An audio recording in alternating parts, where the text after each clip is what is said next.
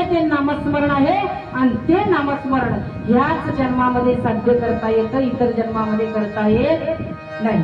आता पहिला क्रमांक आहे नाम, दुसरा क्रमांक आहे धन आणि तिसरा क्रमांक म्हणजे मानश्वर.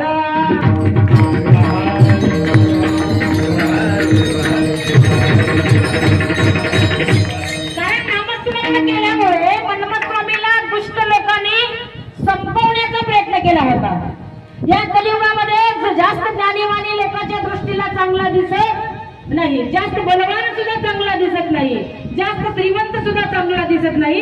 आणि ती दृष्टी तेव्हा त्या लोकांना झाली. मन्मथस्वामी ज्ञानी होते आणि ज्ञानी असताना सुद्धा मन्मथस्वामी असं म्हणत होते स्वतःला, आता इथं बसणारे सगळे कोणी चाकरी म्हणून घ्यायला तयार नाही, महाराज मी मालकच म्हणतो. आपण कोणी म्हणते का मालकच हवं इथं सगळे बसणारे. शिवहार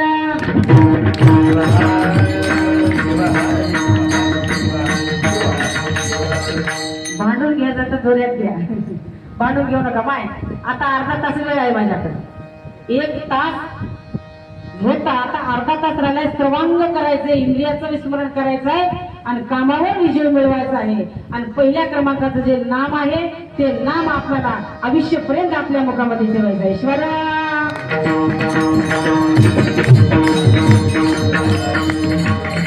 मी काय म्हणलं होते, काय म्हणते सांगा बरं, आता कुठे होते.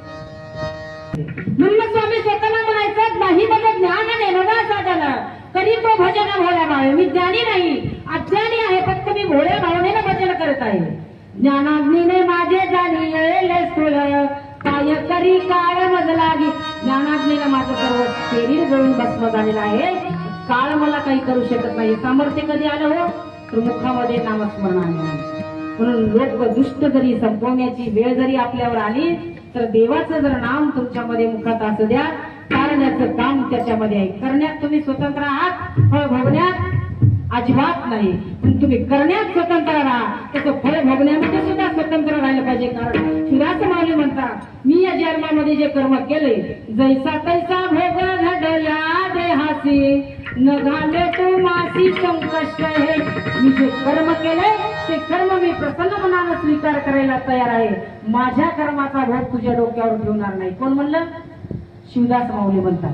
पण तुम्ही कर्म करता आणि दुसऱ्याला शिवा देता. महिला म्हणतात माझ्या पोराची सोयरीक जमली नाही, चमड बसलं, या चमड बसलं, पण कोणाचं